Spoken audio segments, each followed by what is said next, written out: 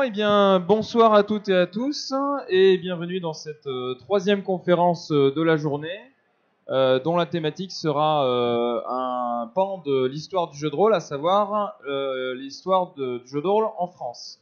Plus précisément, cette conférence va être séparée en trois parties. La première partie va concerner l'arrivée du jeu de rôle en France, donc les traductions, les premières éditions.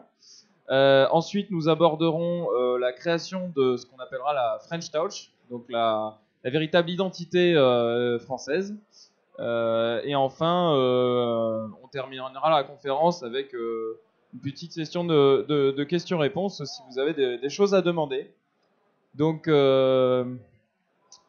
Alex, si tu as envie de présenter nos invités ici présents, s'il te plaît. Alors oui, donc pour cette conférence, nous avons invité deux personnes totalement insignifiantes, à savoir la première, Fabrice Sarelli. Bonsoir Fabrice. Tu as un micro, tu peux t'en servir. Bonsoir Alexandre. Bonsoir Fabrice. Et Jérémy Rueff. Hello. Je sais pas ce que je fais là, mais du coup. Oui, salut. on t'a pas trop laissé le choix. Alors, est-ce que vous voulez peut-être vous présenter rapidement sur ce que vous faites dans la vie, vos passions, vos hobbies, vos magazines préférés? Non. Non? On s'en fout, on passe direct à ce qui nous intéresse. Alex, Alors, l'histoire du jeu de rôle, tu oui. peux juste faire un petit topo sur qui sont ces messieurs, puisqu'apparemment ils ne veulent pas participer. Ah, ils sont intéressants, oui. Voilà. Alors, Monsieur Mais pas Sarelli, intéressé. eh bien, Monsieur Sarelli, C'est moi. c'est une personne à qui on doit beaucoup, visiblement.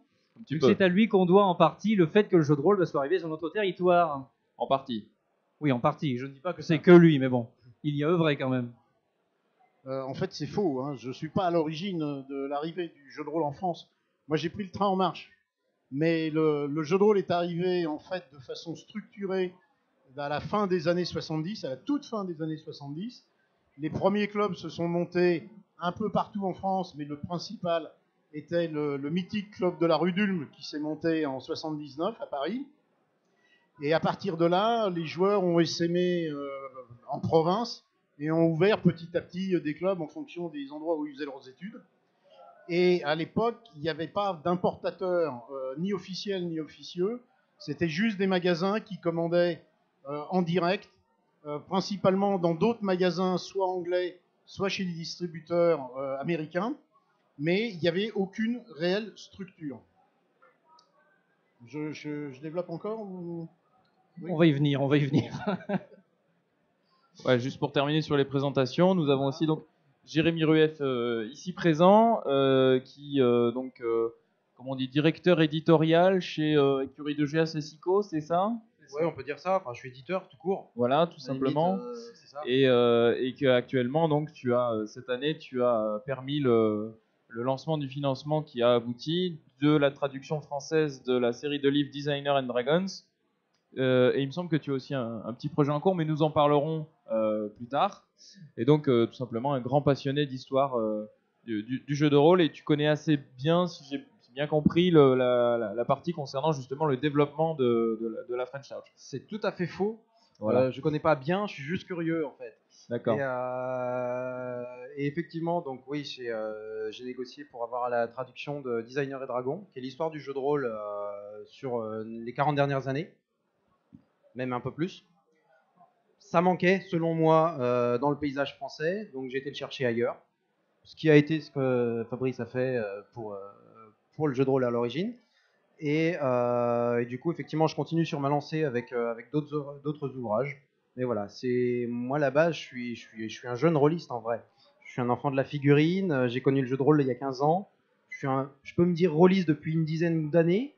Mais voilà, je suis curieux et ce que j'ai pas pu trouver ici, j'ai été le chercher. Très bien. Alors du coup, effectivement, on va pouvoir maintenant aborder l'essentiel du sujet. Pour pouvoir lancer cette thématique, je vais te poser une question, Fabrice, à laquelle j'espère tu répondras. À partir de quand, à peu près, on peut dater le premier jeu de rôle en France, l'arrivée des jeux de rôle en France, et dans la foulée, selon toi, qu'est-ce qui a fait que le jeu de rôle est arrivé en France à cette époque-là? Vous avez 2 heures. D'accord.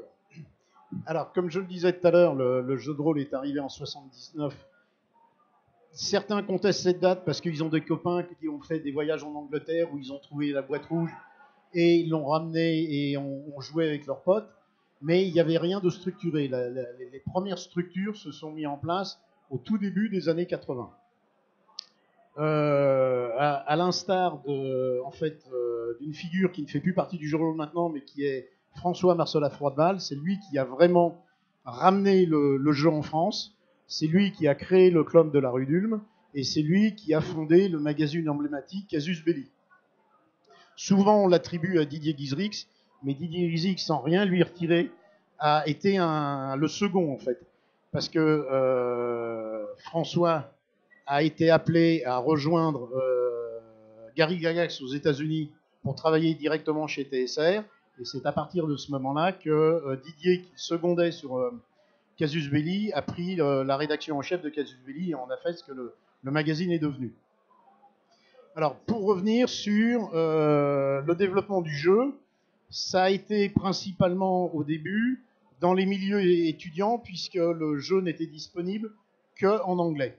Certains magasins parisiens écoulaient une version non officielle de la traduction de la boîte rouge et la donnaient aux gens qui l'achetaient. Mais c'était des magasins Descartes, pour ne pas les nommer, mais en province, ça n'existait quasiment pas. La boîte rouge de Donjons et Dragons. Hein. La traduction de la boîte de base rouge de Donjons et Dragons. Mais c'était un livret tapé machine, qui était quasiment pas maquetté, et qui n'avait pas d'illustration, et c'était vraiment fourni en plus. Alors, il faut savoir qu'il y a une législation en France qui dit que tout produit qui est vendu en France doit avoir sa notice d'emploi en français.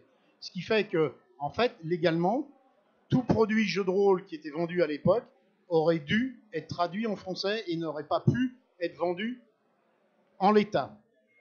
Plus tard, dans la milieu des années 80, la législation a changé, notamment suite à mes demandes auprès du ministère, je vous raconterai tout à l'heure comment, et il y a une législation qui a statué sur ce qu'est un jeu de rôle. Et le jeu de rôle a été défini comme un livre toutes les fois où il répondait à la définition légale du livre, c'est-à-dire à peu près tout le temps. Et à partir du moment où le jeu de rôle était un livre, à ce moment-là, il pouvait être importé légalement en anglais. Mais techniquement parlant, avant, c'était pas possible. Et j'ai quelques anecdotes assez croquignolesques, si je puis dire. C'est la première fois où on a importé avec Hexagonal des figurines du Canada. On avait contacté RAFM, parce que là, en fait, je vais faire un petit flashback. En fait, comme je disais, à l'époque, il n'y avait pas de structure. Seul Jeu des cartes, qui était un réseau de magasins, importait, mais de façon ponctuelle et principalement pour eux. Mais il n'y avait pas vraiment d'importateur officiel qui mettait à disposition sur le marché français, pour les magasins indépendants et pour les joueurs, la plupart des produits qui sortaient aux États-Unis. C'est ce qui m'a amené à créer Hexagonal et à faire mes propres importations pour tous les magasins. Et notamment, on avait trouvé une marque de figurines qui est RAFM, qui était implantée au Canada. On l'a importée et elle a été bloquée en douane en janvier 1987 parce que les douanes n'avaient pas de position tarifaire pour des figurines qui ne sont ni des jouets ni des figurines de collection. Or, moi, bêtement, je les avais déclarées en tant que figurines de jeu de rôle. Le jeu de rôle n'avait aucune existence légale à l'époque. Et donc, on s'est retrouvé à avoir toute l'importation bloquée en janvier 1987 et on l'a récupérée en avril 1988. Parce qu'entre-temps, il a fallu organiser des réunions interministérielles et avec les magasins pour pouvoir statuer sur qu'est-ce qu'un jeu de rôle et qu'est-ce qu'une figurine. Or, les douanes qui ont une nomenclature là-dessus et sur laquelle ils se basent pour pouvoir enregistrer une importation en France dépendent du ministère des Impôts. Or, les nomenclatures dépendent du ministère des Finances. Les douanes dépendent du ministère des Finances et les nomenclatures qui sont pendues dépendent du ministère de l'Industrie. Donc il a fallu réunir autour de table ronde les deux ministères, trouver des plannings où ils pouvaient envoyer des représentants, faire la même chose avec les magasins et faire la même chose avec les éditeurs. Tout ça a pris à peu près 1 an pour qu'on puisse avoir une position tarifaire légale sur laquelle les douanes pouvaient s'appuyer, savoir quel était le taux de taxe qu'ils allaient imposer, quels étaient les taux de douane, et à partir de là, on a pu importer sans gros soucis les différentes figurines.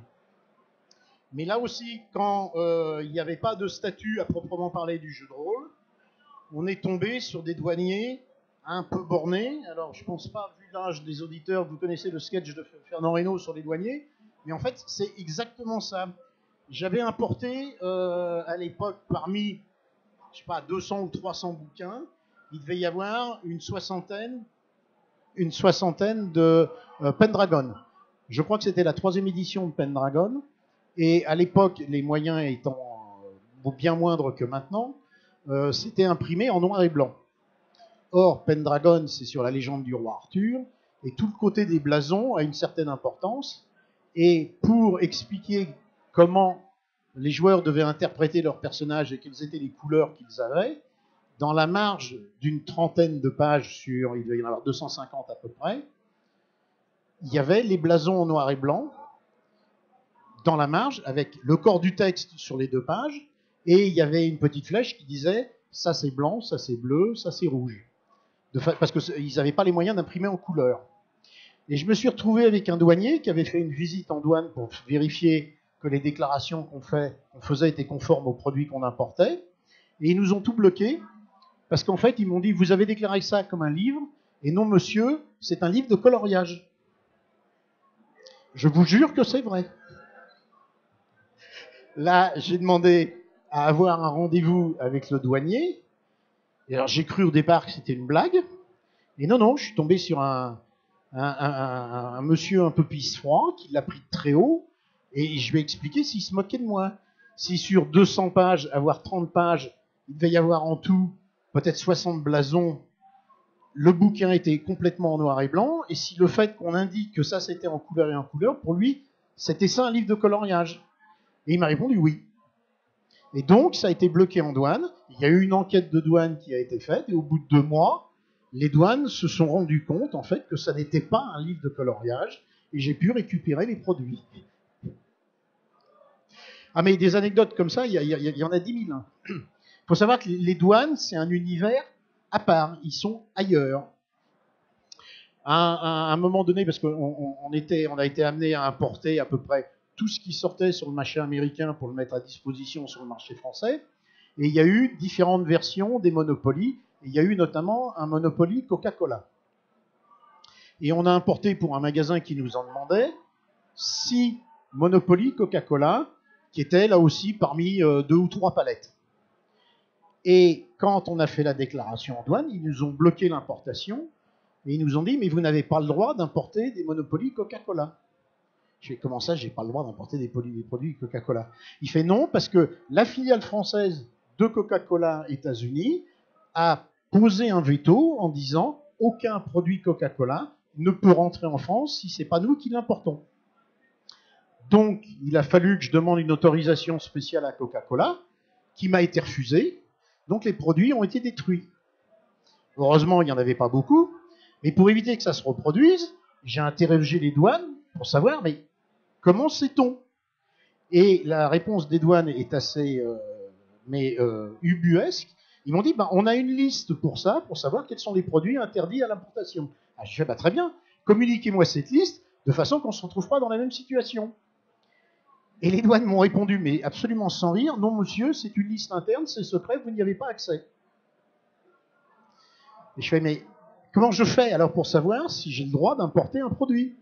Ah c'est très simple, vous importez un de ces produits et vous verrez bien s'il est bloqué en douane. Là aussi, je vous jure que c'est vrai. Mais c'est totalement hallucinant.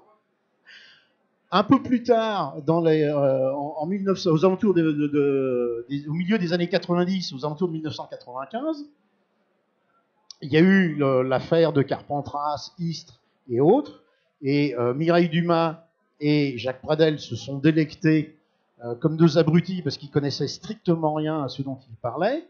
Ils ont embrayé sur le côté satanistes qui, 10 ans plus tôt, avaient eu lieu aux États-Unis. Là aussi, il y a eu des affaires. Et ont fait monter la sauce en disant le jeu de rôle, c'est dangereux. Et je me suis retrouvé avec une importation à Roissy, puisqu'on passait par Roissy, qui a été bloquée puisque j'importais du jeu de rôle, un produit dangereux pour la jeunesse. Et là, j'ai pris le téléphone, j'ai pris rendez-vous, et là, je suis carrément allé voir le commissaire des douanes à Roissy. Et le commissaire des douanes, gentiment, m'a reçu, j'ai plaidé mon affaire. Il m'a expliqué que j'avais pas l'air d'un allumé, j'avais pas l'air d'un gars d'une secte qui enrôlait des jeunes pour les pervertir, mais que malheureusement, son devoir d'officier de l'État était de s'assurer du bien fondé des produits qui étaient à mes dispositions sur le marché français, et que la jeunesse n'était pas exposée à des produits dangereux. Donc il m'a dit, je suis obligé de vous les bloquer, il va y avoir une enquête de douane, et on pourra comme ça statuer pour savoir si c'est dangereux ou non. Et je fais, mais vous êtes gentil, mais là j'en ai pour 50 ou 60 000 euros qui vont être bloqués. Je fais comment? Parce que votre enquête de douane, elle va durer combien? C'est la routine, c'est-à-dire 4 à 6 mois, quoi. Et je fais comment pour continuer à travailler pendant 4 à 6 mois? Et le gars me dit, écoutez, je ne vous ai rien dit, mais je sais que mes collègues à Bruxelles, ils n'ont pas ce type de problème. Donc il a fallu que je passe par Bruxelles pendant 6 mois pour pouvoir importer du jeu de rôle en France. Au bout de 5 mois d'enquête pour savoir ce que c'était des jeux de rôle, ils se sont rendus compte que finalement c'était pas dangereux, et j'ai pu reprendre les importations normalement. Donc tout ça pour vous dire que les douanes, c'est quand même un gros problème, et que c'est plus un vrai souci à l'heure actuelle, notamment grâce à l'Europe, à l'ouverture des frontières et ainsi de suite, mais surtout parce que au début il y avait une grosse demande sur des produits français, sur des produits américains, parce qu'il n'y avait pas énormément de produits traduits. Mais petit à petit, avec l'arrivée des traductions, puis dans un deuxième temps l'arrivée assez massive de produits de création française, la baisse de la demande de produits en anglais a énormément diminué.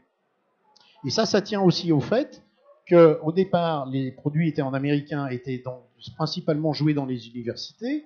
La population des joueurs a vieilli, ils ont grandi, ils sont mariés, ils ont fait des mômes.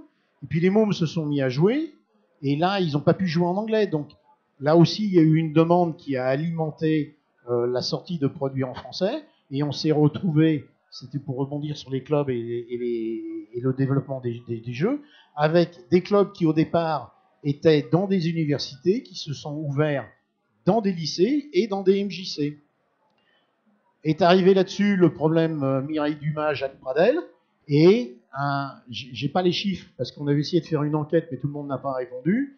On a un gros nombre de clubs qui se sont fermés et dans les lycées et dans les MJC, parce que là aussi, à partir du moment où il y avait un doute et que c'était passé à la télé et qu'on avait dit que c'était dangereux, mon Dieu, qu'est-ce que c'est que ça? Virez-moi ça de là, j'en veux pas chez moi, quoi. Et le jeu de rôle, en termes de chiffre d'affaires et de vente, n'en a pas réellement pâti, contrairement à ce qui a été colporté à droite et à gauche. Mais ceux qui ont vraiment souffert à cette époque-là, ce sont les joueurs.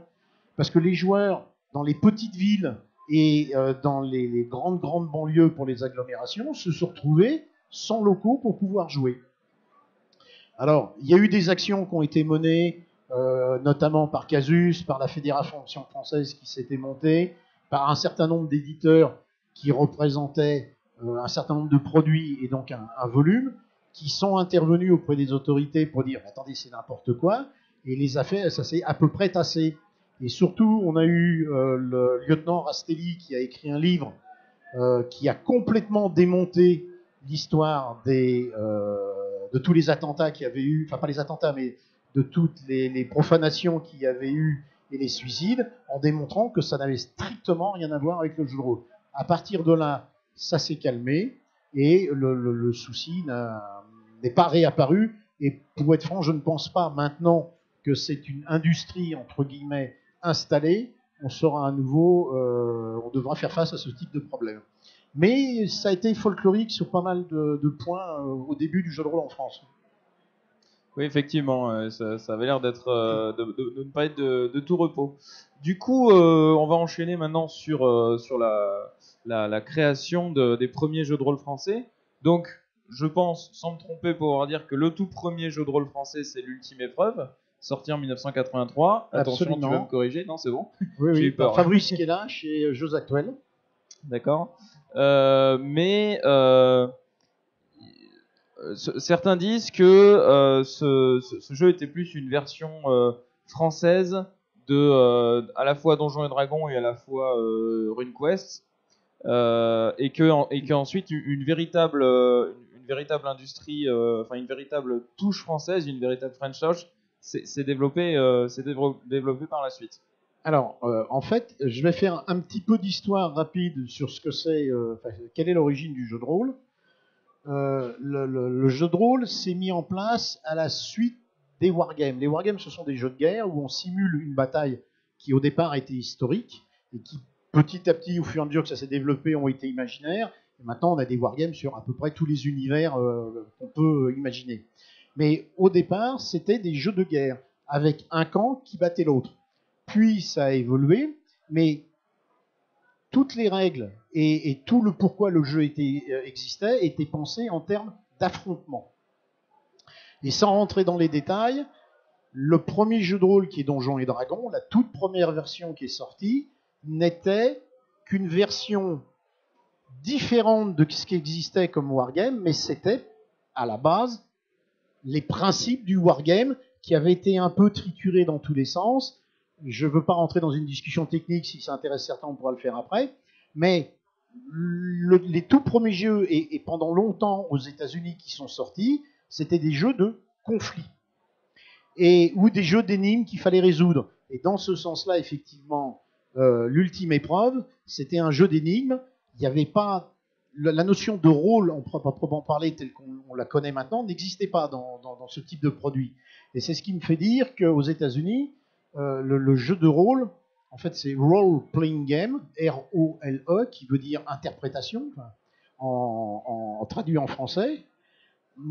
C'est pas ça qu'ils ont inventé. Ce qu'ils ont inventé, c'est le Role Playing Game, R-O-2-L. C'est-à-dire, c'est un jeu où on lance des dés, et en fonction du résultat des dés, on le traduit sur le plateau de jeu, même s'il n'y a plus de figurines, même si c'est plus la même chose, mais maintenant, si c'est un décor en 3D, il y a une traduction qui est fonction du résultat des jets de dés sur ce qu'on est en train de faire. Mais le côté interprétation d'un personnage, le côté théâtre improvisé qu'on connaît et qui fait le succès du jeu de rôle à l'heure actuelle, n'existait mais absolument pas au début. Et notamment, il y avait un personnage, pour ceux qui s'intéressent un peu aux origines, qu'on appelait le caller, en anglais, qui est le porte-parole. Vous aviez autour de la table assez souvent plus d'une quinzaine de personnes, voire 20 jusqu'à 30 personnes qui jouaient. Et pour éviter que le meneur de jeu doive s'adresser à 20 personnes et récolter les informations sur ce que chacun fait, en fait, les joueurs discutaient entre eux, ils nommaient un porte-parole, le caller en américain, et ce porte-parole avait pour mission d'expliquer au meneur de jeu ce que le groupe faisait et éventuellement ce que chacun des joueurs faisait. Mais aucun des joueurs, en dehors du porte-parole, n'avait le droit de s'adresser au meneur de jeu. Et si c'était le cas, le meneur de jeu n'écoutait pas. Et ça donnait des trucs absolument parfois surréalistes, où les joueurs ne jouaient plus, c'était plus que le porte-parole et le meneur de jeu, parce que le meneur de jeu réagissait sur ce qui se passait, effectivement, en fonction de ses GD par rapport aux initiatives des joueurs qui étaient rapportées par le caller. Et si le caller ne demandait pas une pause pour consulter ses collègues sur ce qu'il faisait, il pouvait décider tout seul que un tel va faire ça, un tel va faire ça. Et techniquement parlant, les joueurs ne pouvaient pas intervenir. Oui, on a eu l'occasion, nous, de tester ce système parce qu'on a voulu faire une partie de Tunnel and Trolls à l'époque en jouant avec les règles de l'époque. En tout ça, un système effectivement du caller, ça donne effectivement lieu à des biais quand même assez tordus. Mais surtout que le principe est assez bizarre parce que remplacer le MJ par un porte-parole des joueurs pour faire gagner du temps MJ, au final, ce temps est que déporté quelque part. Alors ça, à part les tout premiers jeux français, ça a été très rapidement abandonné parce que les Français, étant français par essence et par nature, ne font pas comme les autres et ont introduit assez rapidement autre chose dans les règles de jeu de rôle que de la simulation. Parce que Donjons et Dragons et tous les jeux qui sont sortis pendant des années n'étaient que des jeux de simulation, plus ou moins sophistiqués au niveau simulation, plus ou moins sophistiqués par rapport à ce qu'aurait été la réalité si ça s'était produit réellement, mais la notion d'interprétation et la notion d'interaction entre les joueurs autour de la table était quasiment inexistante. Et ça a été un vrai apport de ce qu'on appelle la French Touch, entre guillemets, où dans certains jeux, on s'est dit, mais les règles, on s'en fout en fait. Les règles, c'est qu'un prétexte.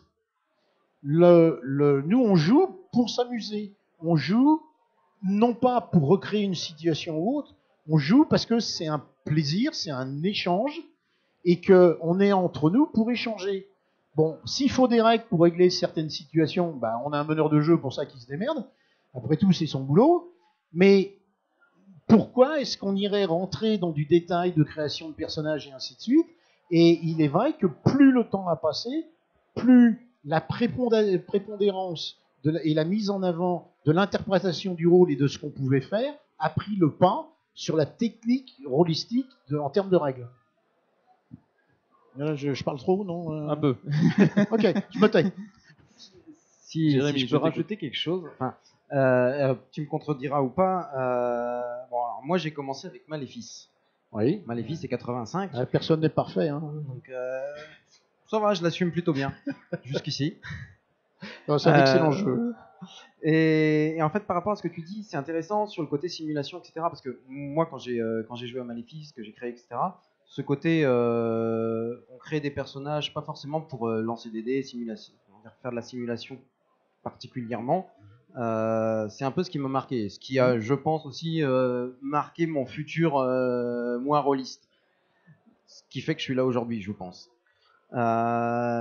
Et je pense qu'on est à ce moment-là rentré un petit peu justement dans la French Touch, comme tu dis, où on arrive vraiment, et ça a été quand même assez tôt, quoi. Tu dis que voilà, l'ultime épreuve c'est 83, Maléfice c'est 85. 85 ou 86, oui, j'ai plus la date exacte en tête, oui. Il me semble que c'est 85. Tu as eu Empire Galactique en 84, Oui.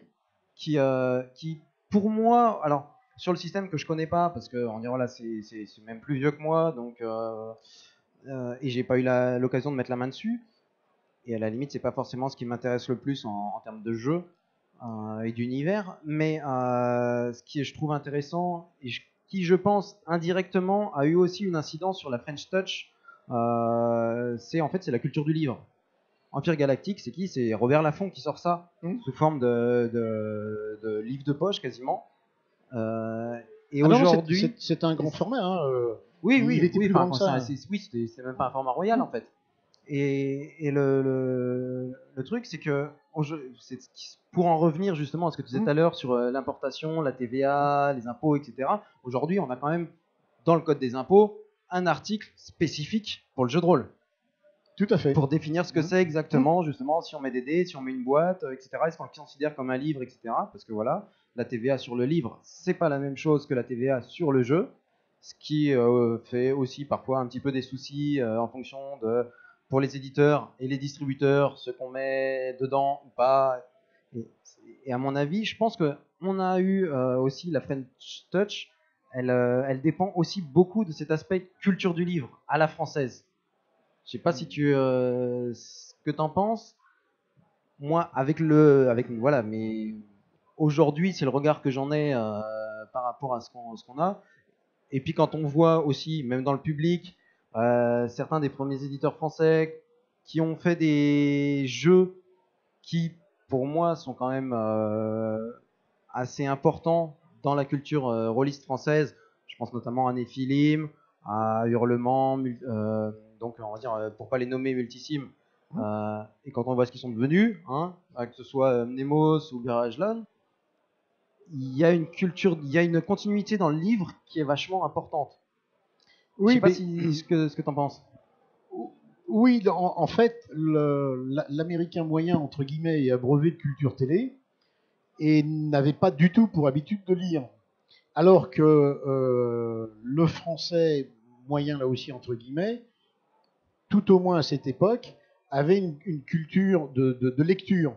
même si ce ne sont pas des livres ou des romans, la France a été pendant des années le numéro un, j'allais dire mondial, mais j'exagère, le numéro un européen et même loin devant les États-Unis de publication de magazines. Il y avait des dizaines de milliers de magazines qui sortaient dans les années 60-70 en France, ce qui n'existait pas ailleurs. Donc il y a une relation à l'écrit du français qui est assez exceptionnelle. Et ça explique effectivement, je suis d'accord avec toi, c'est que rapidement, ce qui a été mis en avant dans les produits français, ce sont les univers. Soit des univers qui ont été créés de toutes pièces, soit des univers qui ont été repris de séries de romans ou autres qui ont bien marché ou qui ont attiré l'auteur, même si c'était des petites boîtes qui sortaient. Mais il y avait une passion derrière par rapport, non pas à un système de règles et à un mécanisme, mais par rapport à une ambiance, par rapport à un univers. Et c'est ce qui a été défendu. Et c'est ce qu'on voit encore aujourd'hui quand vous discutez avec les différents éditeurs qui sont là et les auteurs. Ce qui est mis en avant, c'est l'univers lui-même. Le système de jeu n'est que secondaire, sauf s'il alimente la particularité d'un univers spécifique. Mais en dehors de ce cas très particulier, les règles sont souvent secondaires. Mais ça n'a pas été compris tout de suite. Par exemple, en 84, il y a eu un championnat de France, et c'est le seul qui a été fait d'ailleurs, de Donjons et Dragons. Moi, je l'ai gagné en tant que meneur de jeu. Et après, j'ai fait toute une tournée dans la France parce que c'était dans le cadre du deal, entre guillemets, avec ceux qui participaient. Et on venait me voir pour essayer de me piéger en me posant des questions sur ADD. Et alors, est-ce qu'on peut faire ci, est-ce qu'on peut faire ça? Et je disais, je sais pas, s'il faut que je réponde, je vais dire oui. Et en fait, le gars me disait, ah bah non, raté, là là. Et j'ai eu beaucoup de mal déjà, enfin, à l'époque, à faire comprendre qu'en fait, les règles, c'est qu'un outil. Jouer à un jeu parce qu'on met en avant la règle, c'est pour moi la preuve qu'on n'a pas compris ce qu'est le jeu, à proprement parler. Alors, je ne vais pas rentrer dans des effets, des essais philosophiques ou parler de Kawhi, Huizinga et ainsi de suite, mais le jeu est une activité ludique. Un système de règles n'est pas une activité ludique. Un système de règles est un outil qui vient supporter, pas dans le sens anglais du terme, support, qui vient aider la mise en place d'un événement ou de quelque chose qui va se passer. Et ce qui est important pour moi à l'époque, qui l'est toujours et qui l'est devenu, non pas grâce à moi, ne croyez pas que c'est ce que je veux faire passer comme message, mais qu'il est devenu parce que c'est dans l'essence même je pense, de la culture française, c'est qu'on s'attache à des univers, on s'attache à des histoires, et s'il faut un système de quel qu'il soit, pour raconter cette histoire ou faire vivre cet univers, eh ben, on aura un système. Mais l'attachement viscéral, et si vous parlez à des joueurs qui sont sur les tables en train de jouer, il y a peu de gens qui vont vous dire je joue à ce système-là parce que je joue à ce jeu-là parce que le système me plaît beaucoup. Ils vont vous répondre qu'ils jouent parce que l'ambiance leur plaît, parce que les personnages leur plaît, parce que l'univers leur plaît, parce qu'il y a l'originalité tel ou tel truc, mais le système, ce n'est qu'un outil. Et ça commence depuis une petite dizaine d'années à avoir été exporté, entre guillemets, non pas par l'intermédiaire de traduction de création française aux États-Unis, mais les Américains ont commencé à y venir. Parce que là aussi, ils ont fait un peu le tour de tout ce qu'on peut faire avec des systèmes de règles. Quand on a inventé plusieurs centaines de jeux de rôle avec des systèmes différents, à un moment donné, on finit par tourner en rond. Et ils ont commencé à se tourner sur autre chose. Et là, effectivement, depuis de nombreuses années, on commence à voir l'émergence de jeux d'ambiance. Mais la Friend Touch, au départ, c'est ça, quoi. C'est mettre en avant une ambiance plus qu'un système. Alors, Jérémy, est-ce que du coup, toi, tu peux nous citer, en plus de Maléfice, quelques jeux du coup de cette époque qui ont pu apporter cette nouvelle pierre à l'édifice du jeu de rôle? T'as intérêt à répondre oui. Ok. Sur cette époque, on va dire moi, voilà, j'y étais pas encore, mais de ce que j'ai pu en voir, en tout cas de ce qui peut aujourd'hui, ce qui est resté, c'est que j'ai cité Maléfice tout à l'heure, Empire Galactique aussi, mais comme notable en fait dans le jeu de rôle français, on a eu des choses comme INSMV, fatalement, et pour aller plus loin, Hurlement, qui est c'est le premier jeu narrativiste, comme on aime bien à le dire. Enfin, c'était assumé par Jean-Luc Bizien, l'auteur, que le système, en fait, il en a mis un parce qu'il en fallait un, parce qu'on pensait que ça marcherait pas sinon. Sauf que quand il allait jouer en convention, il avait un écran blanc et surtout, il refermait tout avant que les joueurs se lèvent pour cacher qu'il n'avait pas de système derrière, quoi. C'est parce que voilà, alors lui pour le coup, les dés c'est pour du bruit derrière le paravent, c'était exactement ça, quoi. Il y avait rien de plus. Et aujourd'hui, Hurlement continue d'être joué et on continue à avoir des nouveaux joueurs, etc. régulièrement en convention qui découvrent ce jeu-là. Juste, t'as pas de fiche de personnage, on te dit comment tu t'appelles, ok, c'est ton prénom dans le jeu. Et voilà. En quoi ça consiste en gros Hurlement? J'ai pas le droit d'en parler. Alors Hurlement, c'est un jeu où l'initiation est très importante et on découvre le jeu et ses secrets au fur et à mesure des parties. Et effectivement, tant qu'on n'a pas été initié, parce que voilà, c'est un jeu d'initiation, c'est un jeu initiatique. Vraiment, je sais que ça n'aime pas le terme en ce moment, mais c'est un jeu initiatique. Et c'est aussi ce qui, je pense, a concouru à en faire un jeu mythique aujourd'hui. C'est que on est à partir du moment où on joue à Hurlement, où on fait partie de la caravane, on a testé autre chose. Et Hurlement, c'était 1989. On va dire, effectivement, tous les petits indépendants américains là, qui ont beaucoup de succès aujourd'hui, avec leur truc dit narrativiste, machin, nous, on jouait déjà sans système avant, quoi. C'est un peu ça. On en rigole, mais voilà. Et c'est typiquement un des jeux cultes en France. On en a pas, tout le monde n'y a pas joué, tout le monde n'en a pas forcément entendu parler, mais les vrais savent. C'est un peu ça. Moi, du coup, j'avais une question par rapport à cet aspect qui a été, on va dire, généré par la French Touch, le côté narrativiste et l'importance de l'histoire, de l'interprétation et tout ça. Donc, du coup, l'un ou l'autre peuvent répondre, ou alors vous pouvez vous répondre tous les deux en même temps et comme ça, on comprendra pas la réponse. En fait, j'aimerais parler de White Wolf et de l'univers du Monde des Ténèbres et notamment Vampire la Mascarade, qui est un jeu américain. Mais pour le coup, moi, des parties que j'en ai fait et de la réputation que j'en connais, c'est un jeu où il y a une grande importance qui est donnée à l'interprétation. Et pourtant, pardon ? Tu veux dire un jeu qui est super dans son j'ai univers, parlé en même temps comme ça on va rien comprendre. qui est super dans son tout à système, et les deux sont juste pas, on va dire, juste rien à voir l'un avec l'autre, quoi. Non, ce que je veux dire, c'est qu'à cette période, il semblerait que la plupart des jeux américains jouaient beaucoup plus, comme tu disais, sur le côté simulationniste, et que d'un seul coup, il y a celui-là qui arrivait un petit peu comme un pavé dans la mare. Est-ce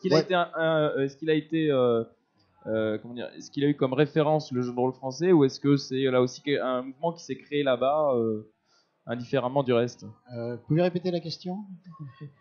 Est-ce qu'on peut dire que Vampire a été inspiré par le courant du jeu de rôle français, de la French Touch, ou est-ce que le côté narrativiste et théâtral, on va dire, de l'univers de Vampire s'est créé de son côté lui-même pour faire contrebalancer la manière dont fonctionnait le jeu de rôle américain? T'as regardé le système de Vampire?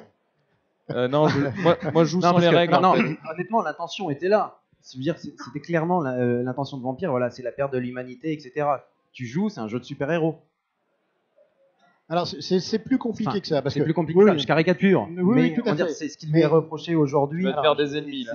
Non, mais j'aime bien. Et puis ça se trouve, je vais dire, le débat est lancé, on les a perdus. Je sais pas si ça va intéresser le public, mais avant qu'on prenne la licence pour Vampire, à l'époque où je m'occupais d'Hexagonal, j'avais rencontré Mark Renagen, qui est le créateur de Vampire et de toute la gamme. Et quand il a sorti Vampire, il avait déjà prévu de sortir 5 jeux. Vampire, Loup-garou, Mage, Fantôme et Changelin. Il savait que les 3 premiers allaient être 3 jeux de rôle. Il pensait que Wraith, c'est-à-dire Fantôme, allait être un jeu de plateau. Et il se posait la question par rapport à Changelin s'il allait en faire un jeu de cartes ou non. En fait, il ne le savait pas du tout. Et vu le succès qu'a eu Vampire, il a presque, entre guillemets, pas eu le choix. On lui a dit, bah, écoute, ça sera des jeux de rôle. Mais c'est vrai que... alors, déjà, Mark Renagen était beaucoup plus cultivé en termes d'ouverture par rapport à l'Europe que ce qu'est l'Américain moyen, et qu'il avait donc une ouverture d'esprit que la plupart des Américains de l'époque n'avaient pas. Parce qu'il avait déjà aussi beaucoup voyagé et en Europe et en Europe de l'Est, ce qui fait qu'il savait, par exemple, quand on disait Paris, il savait dire que c'était la capitale de la France, et il pouvait placer la France sur une carte. Ne rigolez pas, la plupart des Américains ne savaient pas. Parce que pour eux, la France, c'était à côté de la Russie, point. En dehors de ça, point de salut. Et il a mis une attention toute particulière à l'ambiance. Mais même si l'ambiance était mise en avant, même si le côté surnaturel et super-héros du vampire, dans le sens qu'il est quasiment... Enfin, il est immortel par définition, et quasiment non tuable de par sa puissance, il y avait un système de règles dont le jeu était prisonnier. Et à tel point que ça a été érigé, ça a été le D10 système pendant des années. Et c'était devenu une sorte de référence. Mais comme si le système avait permis l'émergence du roleplay, enfin, je veux dire du fait d'incarner un personnage dans le jeu. Alors qu'en fait, les deux sont complètement non liés. Et c'est tellement vrai qu'ils ont mis en place une association qui s'appelait la Camarilla, où on pouvait faire du grandeur nature. Alors le grandeur nature, je ne sais pas si tout le monde est au courant de ce que c'est au lieu d'être réunis autour d'une table et de jeter des dés pour savoir si par exemple le coup d'épée que je vais donner à mon adversaire va le blesser, en fait on ne se réunit pas autour d'une table, on se réunit généralement quand c'est du grandeur nature médiévale fantastique en extérieur, on se déguise comme serait le personnage, on prend une épée en latex et on va se battre réellement pour savoir si on touche l'adversaire. Et ils avaient créé une association où les joueurs faisaient du grandeur nature en incarnant des vampires. Et c'était un jeu d'intrigue, et tous les combats étaient réglés par pierre, feuille, ciseaux, en fait. Donc là, le système de jeu avait été réduit, mais à sa plus simple expression. Après, ils l'ont un peu sophistiqué en introduisant des cartes de pouvoir spéciales qui pouvaient ramener certains éléments mystérieux et qui correspondaient au pouvoir des différents clans de vampires. Mais le jeu lui-même du grandeur nature Camarilla s'était complètement dissocié, un, du D20 système, et deux, de tout système de règles à proprement parler. Et curieusement, en dehors des États-Unis, le pays où la Camarilla a explosé, c'est en France. Mais ça a tellement explosé que les Français ont décidé de se séparer de la Camarilla américaine. Parce que les Américains imposaient un certain code, une certaine logique qui leur était propre, que les Français ont fusé, et on s'est retrouvé à une époque avec 2 Camarillas en France. La Camarilla qui existait et qui avait décidé de s'appeler la Camarilla parce que c'était la Camarilla originelle, mais qui avait fait sécession par rapport à White Wolf, et une deuxième Camarilla qui s'appelait la Camarilla officielle, qui était la Camarilla de White Wolf. Mais comme quoi on arrive à des aberrations. Mais tout ça pour revenir à ce que tu disais, oui, c'est un jeu de super-héros, oui, il y a un système qui vaut ce qu'il vaut et qui est absolument pas qui est pas narratif et qui est même assez simulationniste, mais ça n'empêche pas que l'ambiance et l'univers étaient suffisamment riches pour pouvoir s'affranchir d'un système de règles. Oui, non, mais je taquinais un peu. Hein. Ah non, mais il n'y a pas de souci. J'ai fait du GN Vampire et tout ça. Donc... Très bien. Du coup, Alex, je vais te demander d'aller récupérer le micro qui est sur la table là-bas. Et on va pouvoir passer une petite session de questions-réponses, à part le monsieur de Rollist TV qui pourra les poser n'importe quand. Voilà. Non. Donc voilà, si vous avez des questions à poser, n'hésitez pas. Voilà, c'est à vous. Pas vers l'enceinte. Bien, je voudrais parler de Dragon Magazine. Je sais qu'il y en a qui connaissent peut-être ce magazine. Je reviens là-dessus puisque vous parliez d'un côté français, très ambiance, qui travaillait beaucoup sur l'univers. Mais il me semble que Dragon Magazine, à la base, est une création de TSR pour promouvoir Donjons et Dragons. Tout à fait. Alors, Dragon Magazine est déjà une évolution, puisqu'avant, il y avait Strategy and Tactics. Mais quand TSR, et avant il y en avait un autre dont je ne me rappelle plus le nom, mais ça peu importe, quand TSR a commencé à faire décoller Donjons et Dragons, ils se sont rendus compte qu'ils avaient besoin non seulement d'un support publicitaire, mais d'un support pour pouvoir répondre aux besoins des joueurs sans pour autant sortir des produits. Ce qui dit produit dit format particulier, dit un certain nombre de pages, dit tout un moule dans lequel le texte doit se fondre pour répondre à un besoin économique de mise sur le marché d'un produit.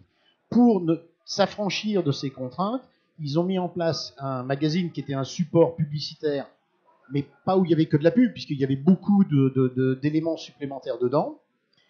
Mais c'était un magazine qui était très technique et qui s'adressait exclusivement à des joueurs. Quand on a commencé à travailler avec TSR, je me suis posé la question de la logique pour promouvoir les produits et rentrer dans la continuité de ce qui se faisait sur le marché américain, de faire une version française de Dragon Magazine. Et là, on a planché à plusieurs sur le concept, et j'ai pas trouvé, moi, principalement parce que le marché était beaucoup plus petit, parce que la France, c'est l'équivalent d'un État aux États-Unis, qu'il était nécessaire et bon de sortir un magazine exclusivement dédié aux joueurs. D'autant plus qu'à cette époque-là, Casus Belli était très bien implanté et qu'il y avait ce qu'on appelle maintenant des prozines, c'est-à-dire des fanzines, mais de très bonne qualité. Je pense à Dragon Radieux, je pense à Rune, mais qui a arrêté assez vite, qui existaient sur le marché. Donc je ne voyais pas l'intérêt de faire un produit de plus qui allait rentrer non seulement en concurrence avec ce qui existait, et qui ne permettait pas, selon mon point de vue et l'analyse du marché que je faisais, de répondre à une demande qui n'était pas toujours évidente, effectivement, au niveau des joueurs, mais pour revenir à ce qu'on disait tout à l'heure, à la notion d'univers et la mise en avant d'ambiance.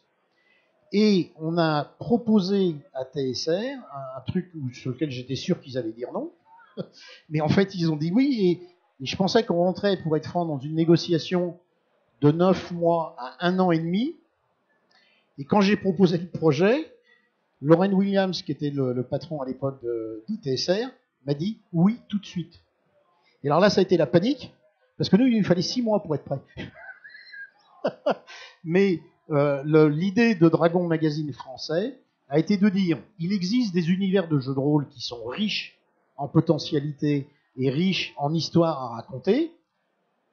Les règles, c'est pas qu'on s'en fout, mais elles sont secondaires. Donc, ce qu'on va mettre en avant dans le magazine, c'est la richesse des univers en question. Et on va retirer de cette partie du texte tout ce qui est technique. Et ce qui est technique, on va le mettre à la fin du magazine.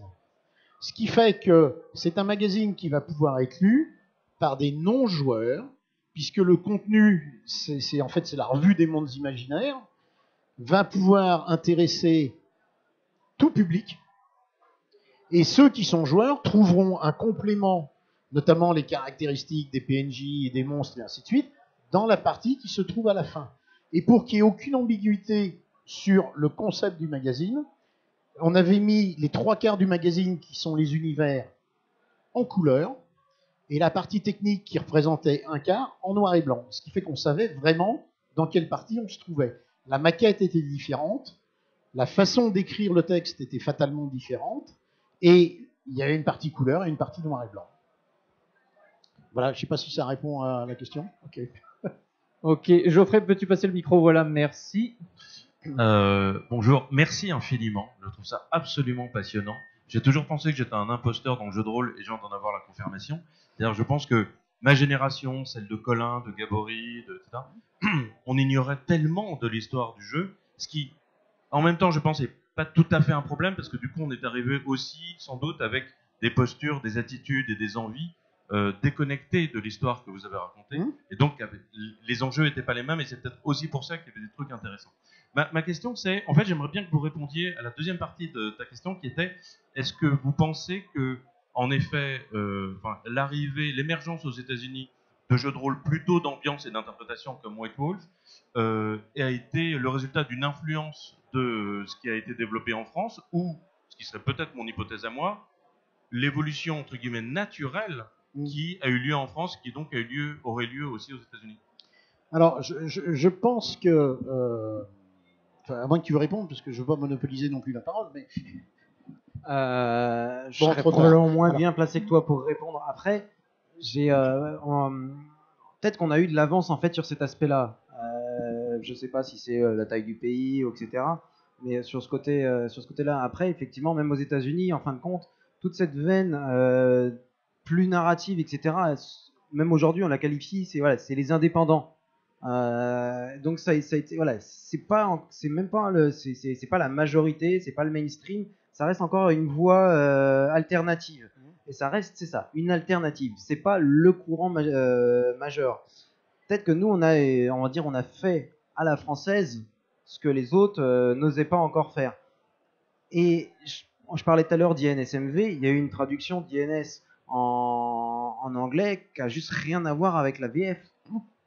Et du coup, on n'a pas le même esprit, etc. Enfin, finalement... excuse-moi de te Ouais, couper, vas-y. mais par rapport à l'INS, c'est un mauvais exemple, entre guillemets, dans la mesure où aux États-Unis, la prépondérance de la religion et du rapport au religieux n'a rien à voir avec ce qui se passe en France. On est tout à fait Et d'accord. jouer des démons ou des anges, c'est complètement alien pour les Américains, dans le meilleur des cas. Donc, que la traduction n'ait rien à voir avec le texte d'origine français est presque naturel s'il voulait avoir une chance de pouvoir le sortir. On est d'accord. Ce que je veux dire, c'est que le jeu qui est devenu Inès en américain, est-ce qu'on l'aurait traduit en France? Bon, on a eu Sion, mais je veux dire, voilà, est-ce que ça aurait aussi... Enfin, il n'a même pas super bien marché, il me semble. On dirait, est-ce qu'il aurait été traduit s'il n'y avait pas eu toute la gamme Monde des Ténèbres avant? Je ne peux pas répondre à cette question.